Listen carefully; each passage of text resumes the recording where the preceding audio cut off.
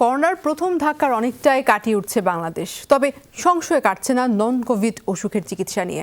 কেননা হাসপাতালগুলোতে বেশিরভাগ রোগী এখন অন্য রোগের। তাই দর্শক, কোভিড সহ সেই সব রোগের চিকিৎসা নিয়ে যমুনা টেলিভিশনে আবারও শুরু হলো ডক্টরস অন কল। থাকছেন দেশ বরেণ্য বিশেষজ্ঞ চিকিৎসকরা। আমাদের আজকের বিষয়ে স্বাস্থ্যসেবা এখন ঘর থেকেই সরাসরি পেয়ে যাবেন আপনার সমস্যার সমাধান। পরামর্শ পেতে আমাদের ফোন করুন 982405 এই নাম্বারে। সাথে আছি আমি টুম্পা হাসান। আর আজ আমাদের সাথে আছেন স্ত্রীরোগ ও ধাত্রীবিদ্যা বিশেষজ্ঞ অধ্যাপক ডাক্তার সামিনা চৌধুরী। ডাক্তার সামিনা চৌধুরী, আপনাকে স্বাগত জানাচ্ছি আমাদের ডক্টরস অন কলে। ডক্টর সামিনা চৌধুরী, আজকে আমি যে আলোচনার বিষয় শুরু করতে চাই সেটি হচ্ছে পিসিওস নিয়ে। কারণ সাম্প্রতিক সময়ে নারীদের মধ্যে হরমোনজনিত এই রোগটি কিন্তু খুব বেশি পরিলক্ষিত হচ্ছে। তাই আলোচনার শুরুই করতে চাই আজকে পিসিওস সিনড্রোমগুলো কি কি হয় এবং আসলে কাদের মধ্যে সবচেয়ে বেশি পরিলক্ষিত হয়। তুমি একটা খুব ভালো একটা বিষয় নিয়ে আলোচনা শুরু করেছো। আসলে আমরা এখন দেখছি দিনে দিনে আমাদের পিসিও রোগীর সংখ্যা বেড়ে যাচ্ছে। আমরা যেমন প্রতিদিনই চেম্বারে পিসিও রোগী একটা পাই, যেমন একটা আমি উদাহরণ দিই যে সাধারণত দেখি যে অ্যাডোলেসেন্ট একটা মেয়ে আসছে, সে বেশ স্থূলকায় এবং দেখি যে তার বডি ওয়েট তার অনেক বেশি হয় এবং এতে দেখা যায় যে এসে বলে যে আমার তো অনেক দিন হলো মাসিক হয় না, হয়তো 2-3 মাস পর পর হয় বা 6 মাস পর পর হয়। তখন এটাকেও আমরা একটা লক্ষণ ধরে নিই যে মাসিক নিয়মিত যার হতো অথবা প্রথম থেকেই তার অনিয়মিত মাসিক হয় এবং দেখা যায় যে অনেক দিন পর্যন্ত 3 থেকে 6 মাস পর্যন্ত অনেকে দেরি হয়ে যায়। তখন আমরা চিন্তা করি যে তার পিসিও হয়েছে কিনা। আর একটা লক্ষণ আমরা দেখার চেষ্টা করি যে অনেক সময় তাদের বেশিরভাগ সময় হার্সুটিজম বলি, মানে অবাঞ্ছিত লোমের আধিক্য দেখা যায়, মুখে টুখে একটু লোম দাড়ি গোফের মতন হয় এবং এটা তাকে খুব পর্যদস্ত করে। একজন মেয়ে সে এরকম হলে তার তো অবশ্যই খুব মানসিকভাবে সে ভেঙে পড়ে। আর সেই সাথে আরেকটা জিনিস অনেকেরই তারপরে দেখা যায় খুব বেশি মুখে ব্রণ হতে পারে। তো এই সবকিছু মিলিয়ে আমরা এটাকে একটা সিনড্রোম হিসাবে বলি যে কয়েকটা জিনিস একসাথে হলো, সে মুটিয়ে গেল, তার হরমোনাল একটা ইমব্যালেন্স তৈরি হলো, তার হার্সুটিজম যেটা বলছি যে লোমের আধিক্য, অবাঞ্ছিত লোমের আধিক্য এবং মাসিকের অনিয়মের কথা তো বললাম। এই সবকিছু মিলিয়ে আমরা তাকে যখন পরীক্ষা করে তখন আমরা এটা বুঝতে পারি যে আসলে সে পিসিওডি হচ্ছে। এই পিসিওস যে আপনি যে সিমটমসগুলোর কথা বলছেন, যেগুলো দেখে একজন হয়তো বুঝতে পারবেন যে তার ডাক্তারের কাছে যাওয়ার সময় হয়েছে বা তার পিসিওর এই সমস্যাটা আছে। তো এই যে পিসিওস, এটা কিভাবে আসলে একজন প্রেগনেন্সিতে একজনকে বা গর্ভাবস্থায় একজনকে কিভাবে এই জিনিসটি প্রভাবিত করছে বা আসলে কোনো খারাপ টার্ন নিচ্ছে কিনা? এখন তোমাকে আমি বলি, আমি যদি শুরু করি যে অ্যাডোলেসেন্ট গার্লস থেকে, এবং এদের দেখা যায় যে মাসিকটা তার দেরি হচ্ছে কেন, তার মানে তার ডিম্ব স্ফুটন হয় না। মানে ডিম্ব স্ফুটন হলে তাহলে কিন্তু কনসিভ করে, এটা একটা নিয়ম। এবং আর তার যে একেবারে হবেই না তা না, কিন্তু যেহেতু মেয়েদের তল পেটে তো দুটো করে ওভারি থাকে, তখন দেখা যায় যে আমরা আল্ট্রাসাউন্ড করে দেখি যে ওই ওভারির মধ্যে ছোট্ট ছোট্ট ছোট্ট ছোট্ট সিস্টের মতন আধিক্য, যে জন্য পলিসিস্টিক বলা হয়, যে পলিসিস্টিক ওভারিয়ান সিনড্রোম। এবং ওগুলো থেকে এত বেশি হরমোন চলে আসে যেটার কারণে অনেকেই মুটিয়ে যাচ্ছে এবং লোমের আধিক্য দেখা দেয় এবং যেটা বললাম যে একনি বা ব্রণের আধিক্য দেখা দেয়। এবং এদের দেখা যায় যে বিয়ে হলো তারপরেও দেখা যায় যে তার সমস্যা থেকেই যায়, যে গর্ভে সন্তান আসছে না। যেহেতু এটা দেরি করে মাসিক হয়, তার যে একেবারেই হচ্ছে না, ডিম্বস্ফুটন দেরি করে হয়তো হচ্ছে, কম হচ্ছে আর কি, 3-4 মাস পর পর হচ্ছে। এরপরে তখন দেখা যায় যে সে তার সন্তান ধারণ করাটাও একটু সমস্যা হয়ে যায়। সেগুলো যদি আমরা চিকিৎসা দিয়ে সেগুলো ঠিক করতে পারি, তো এইটা হলো। তারপরেও তার কিন্তু সমস্যা থেকে যাবে, যেমন ধরো কনসিভ করার মতন আমরা চিকিৎসা ব্যবস্থা দিই। এবং তার আগে আমি যেটা বলে নেব যে কনসিভ করার আগেই আমরা এদেরকে যেটা করি চিকিৎসা, সবচেয়ে ভালো চিকিৎসা হলো ওজনকে কমিয়ে আনা। এই ওজন কমানো নিয়ে আমাদের একদম যুদ্ধ করতে হয় এবং সেই মেয়েটিও যুদ্ধ করে। এবং এখানে তাদেরকে বুঝতে হবে যে আমার ওজন না কমালে এই যে শরীরে যে এক্সট্রা ফ্যাট গুলো থাকে সেই ফ্যাট গুলোর মধ্যে হরমোন গুলো জমে থাকে, এবং এই হরমোন গুলো তার আমরা অন্য সময় সেটা সবসময় তাকে রিলিজ করে, এবং যে কারণে তার হয়তো বলে যে আমি বেশি খাই না, কিন্তু তারপরে মুটিয়ে যাচ্ছে। তার মানে এই ওজন বৃদ্ধির সাথে পিসিওএস এর একটি সম্পর্ক আছে। এই বিষয়ে জানবো আপনার কাছ থেকে। ডক্টর সামিনা চৌধুরী কিন্তু আমাদের সাথে এই মুহূর্তে একজন দর্শক যুক্ত হয়েছেন, তার কাছ থেকে একটু প্রশ্নটি নিয়ে আসতে চাই। দর্শক কে বলছেন, কোথা থেকে বলছেন, নাম বলে প্রশ্নটি করুন। আসসালামু আলাইকুম। জি ওয়ালাইকুম সালাম। জামান ভাই সরাল থেকে বলছি। জি বলুন। আমার নাম সৈয়দ কামরুজ্জামান। আমি একটা ম্যাডামের কাছে একটা প্রশ্ন জানতে চাচ্ছিলাম। আমার ওয়াইফের বয়স 35 আপ প্লাস। জি। উনি বাথরুম করার পর প্রচুর দুর্গন্ধ হয় বাথরুমে, মানে ওনার বাথরুমে প্রচুর দুর্গন্ধ হয়, এই ব্যাপারে একটু পরামর্শ চাচ্ছিলাম।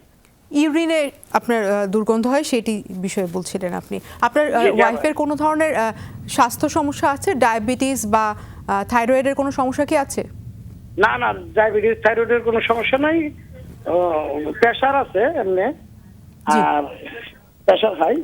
আচ্ছা, আমি বলবো যে প্রস্রাবের দুর্গন্ধ এটা তো একটা স্বাভাবিক ব্যাপার। আপনার কাছে হয়তো মনে হচ্ছে আধিক্য, সেরকম যদি হয় প্রস্রাবটা একটু পরীক্ষা করাবেন। আমরা যেটা বলি রুটিন টেস্ট, মাইক্রোস্কোপি, এগুলো টেস্ট করলে অনেক সময় দেখা যায় কিছু কিছু ব্যাকটেরিয়া বা কিছু যদি ইনফেকশন থাকে কোনো অর্গানিজম বা ইস্ট যেটা বলি ছত্রাক বা কোনো কিছু দ্বারা যদি ইউরিনের মধ্যে সেটা এসে যায়, সেটা চিকিৎসা করলে এটা ভালো হয়ে যাবে। আমার মনে হয় এত দুশ্চিন্তা করার কিছু নাই। আপনি যেটা আশঙ্কা করেছেন যে আপা যেটা আপনাকে যেটা বললেন যে ডায়াবেটিস আছে কিনা, তো বললেন যে ব্লাড প্রেশার আছে, তো ডায়াবেটিসটা টেস্ট করে নিয়ে আর প্রস্রাবটা আগে পরীক্ষা করেন। প্রস্রাবে যদি ইনফেকশন থাকে সেটা চিকিৎসা করলে সহজেই ভালো হয়ে যাবে। এবং ইনফেকশন যে খালি ব্যাকটেরিয়া দিয়ে হয়, আমরা আমাদের ভাষায় যেটা বলি, যেটার কথা উল্লেখ করলাম যে ছত্রাক জনিত ইনফেকশনও কারো কারো হয়, এবং সেগুলোতেও কিন্তু অনেক সময় দুর্গন্ধ হতে পারে। এরই মধ্যে আমাদের সাথে একজন দর্শক যুক্ত হয়েছেন, তার কাছ থেকে প্রশ্নটি নিব। দর্শক কে বলছেন, কোথা থেকে বলছেন, নাম বলে প্রশ্নটি করুন। হ্যাঁ ম্যাডাম, আমি একটু ডাক্তারের সাথে কথা বলতে চাই। মাদারীপুর থেকে বলছিলাম। জি আপনার কথা শুনছেন, আপনি বলুন। ম্যাডাম, আমার ওয়াইফের নিয়মিত মেন্সটা ক্লিয়ার হচ্ছে না। ওষুধ খেলে ক্লিয়ার হয়, আর ওষুধ না খেলে ক্লিয়ার হয় না। আর ওয়াইফের বয়স বলবেন? ওয়াইফের বয়স আনুমানিক 30-এর নিচে। আচ্ছা, আপনার বেবি কয়টা? আমার বেবি একটাও নাই। আমি দীর্ঘ 15 বছর যাবত হলো বিয়ে করছি। আচ্ছা ঠিক আছে, আপনি থাকুন, আমরা ফিরছি। ডক্টর সামিনা চৌধুরী, আপনার কিছু যদি জানার থাকে। আচ্ছা, আমার যেটা মনে হচ্ছে যেহেতু 15 বছর উনি যদি ভালো বুঝে থাকে যে 15 বছর হলে ওনাদের বিয়ে হয়েছে, সন্তান নেই, তাই তো? জি হ্যাঁ, আর মাসিকের অনিয়ম, সেই জন্য আমার মনে হয় আপনাকে একটু কিছু পরীক্ষা করাতে হবে। এটা একটা পিসিওই যে হবে তা নাও হতে পারে, অন্যান্য হরমোনাল কোনো সমস্যা হতে পারে, যে জন্য হয়তো যেটা মাসিক হওয়ার যে চিকিৎসা দেওয়া হয় সেটাতে হয়। কিন্তু আপনার আমি যতটুকু জানি মাদারীপুরে বা ফরিদপুরেও কিন্তু খুব ভালো ভালো বড় বড় গাইনোকোলজিস্ট আছে। আপনার একটু ওখানে দেখিয়ে আপনার কিছু হরমোনের টেস্ট করতে হবে আপনার ওয়াইফের, এবং সেই সাথে আল্ট্রাসাউন্ড করতে হবে। আর যেহেতু তার যেটা সমস্যা, যেহেতু আপনার একটা সন্তানও চাইছেন, সেই জন্য দুজনকে আপনাকেও কিছু পরীক্ষা করতে হবে, যাতে দুজনের সম্মিলিত প্রচেষ্টায় একটা সুফল আসে। তো আমার মনে হয় আপনার এটা একটু পরীক্ষা না করলে, এটা সরাসরি এইভাবে চিকিৎসা দেওয়াটা, হরমোনের টেস্ট না করে দেওয়াটা কঠিন, এবং সেটা এভাবে দেওয়া ঠিক না। আমার মনে হয় যে আপনি হতাশ হবেন না। স্ত্রীর বয়স এখনো কম আছে, তাকে চেষ্টা করলে বাচ্চা হওয়ার সম্ভাবনা যথেষ্ট। যদি ওনার পিসিওই হয়ে থাকে তাহলে কিন্তু ওনার ডিম্বস্ফুটনে হয়তো বাধা হয়, তো সেই ডিম্বস্ফুটনের অনেক রকম ওষুধ আছে, সেগুলো দিলে পরে ডিম্বস্ফুটন হলে এবং আপনার যদি বীর্যে কোনো সমস্যা না থাকে তাহলে কিন্তু সন্তান হওয়ার যথেষ্ট সম্ভাবনা আছে। কাজে আমার মনে হয় এত হতাশ না হয়ে আপনার একজন ভালো স্ত্রীরোগ বিশেষজ্ঞের পরামর্শ নিন, তিনি আপনাকে সঠিক চিকিৎসা দিয়ে ইনশাল্লাহ আপনাদের পরিবারে হাসি ফুটাতে পারবেন। ধন্যবাদ আপনাকে আপনার পরামর্শের জন্য। ডাক্তার সামিনা চৌধুরী, আমরা পিসিওস নিয়ে কথা বলছিলাম, একটু ট্রিটমেন্ট সম্পর্কে জানতে চাই যে পিসিওস ট্রিটমেন্ট কি হরমোনাল মেডিসিন বা এই টাইপের কোন ধরনের ট্রিটমেন্ট হয়ে থাকে? তোমাকে একটু আগে বলেছি যে একটা প্রধান চিকিৎসা হলো ওজন কমানো। তো ওজন কমানোর জন্য কতগুলো জিনিস করতে হবে, যে এদের সাধারণত ওজন বেশি হয়। এক নাম্বার হলো শরীরে যেন আর ওজন বৃদ্ধি না হয়, সেটার জন্য এক্সারসাইজ এগুলো করা এবং বেশি ফ্যাট জাতীয় খাবার না খাওয়া, সেগুলো সম্বন্ধে একটু পরে আমি বলবো। যে ওজন কমানোর জন্য আমার ডায়েটের দিকে একটা দেখতে হবে, আর একটা হলো এক্সারসাইজের দিকে, যাতে যত এনার্জি লস করা যাবে, ক্যালোরি তত বার্ন হবে, তত ওজনটা কমতে সাহায্য করবে। এখন খাবারের মধ্যে যেটা আমরা বলে থাকি যে কার্বোহাইড্রেট মানে শর্করা জাতীয় খাদ্য কমিয়ে দিতে হবে, একদমই কমিয়ে দিতে হবে। যেমন ভাত এবং মিষ্টি, আটা, এই জাতীয় খাবারকে আমরা শর্করা জাতীয় খাবার বলি। আর একটা ফ্যাট জাতীয় খাবার আমাদের একদমই কমিয়ে দিতে হবে যারা ওজন কমাতে চান। কিন্তু তাকে খেতে হবে শাকসবজি, প্রচুর পরিমাণে ফল খেতে কোনো বাধা নেই, ফল খাবে। তো মিষ্টি ফল একটু কম খাওয়াই ভালো, তার কারণ এই আম কাঁঠাল খেলে এমনিও এগুলো অনেক মিষ্টি ফল, এগুলোতে একটু ক্যালোরিও বেশি থাকে, একটু মুখিয়ে যায় বেশি। তো সাইট্রাস ফুড আমরা যেগুলো বলি, ভিটামিন সি সমৃদ্ধ টক জাতীয় খাবার যেটা ফল আছে, সেগুলো একটু বেশি করে খাওয়া দরকার। তবে এক্সারসাইজটা করতেই হবে, এটা খাবারের দিকে খেয়াল রাখতে হবে এবং এক্সারসাইজের কথা আপনি বলছিলেন ট্রিটমেন্ট হিসেবে। আর আমাদের সাথে একজন দর্শক যুক্ত হয়েছেন, তার কাছ থেকে একটু প্রশ্নটি নিয়ে আসতে চাই। দর্শক কে বলছেন, কোথা থেকে বলছেন, নাম বলে প্রশ্নটি করুন। আসসালামু আলাইকুম। ওয়ালাইকুম সালাম, বলুন। আমি মিরপুর থেকে বলছি। আমার সমস্যা হলো সে পেশাবের রাস্তার বাইরে চুলকায় আর কি। আমি এর আগেও দেখাইছি ডাক্তারকে, ডাক্তার টেস্ট করে বেটনোবেট সিএল দিয়েছিল, সেটা দিয়ে কতদিন ভালো ছিল। কিন্তু আমার হয় কি, কতদিন ভালো থাকে, আবার কিছুদিন পর আবার এই জিনিসটা বারবার সমস্যা হচ্ছে। তা করোনা ভাইরাস সময় এখন আর ডাক্তারের কাছে যাচ্ছি না, কিন্তু আমার কতদিন পর পর এটা হয়। আমি লবণ পানিতে একটু ইউজ করলে আবার ঠিক হয়, কিন্তু কেন এটা হচ্ছে বা কি করবো এটা ঠিক বুঝতে পারছি না।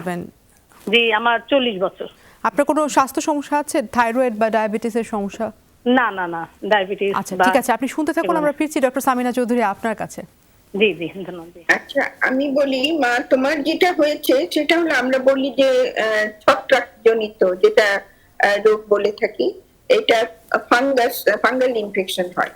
এবং এই ফাঙ্গাল ইনফেকশন হওয়ার কিন্তু একটা কারণ, তুমি ভালো করে তোমার একটু ব্লাড সুগারটা, ফাস্টিং ব্লাড সুগার এবং খাওয়ার 2 ঘন্টা পরে একটু ব্লাড সুগারটা করবে। এটা একটা 2 নম্বর কথা, যে তোমার ওজন যদি বেশি থাকে ওজনটাকে কমাতে হবে। আর 3 নম্বর কথা হলো এক জাতীয় মলম পাওয়া যায়, সেই মলমটা তুমি ব্যবহার করলে আরাম পাবে, ফান ক্রিম।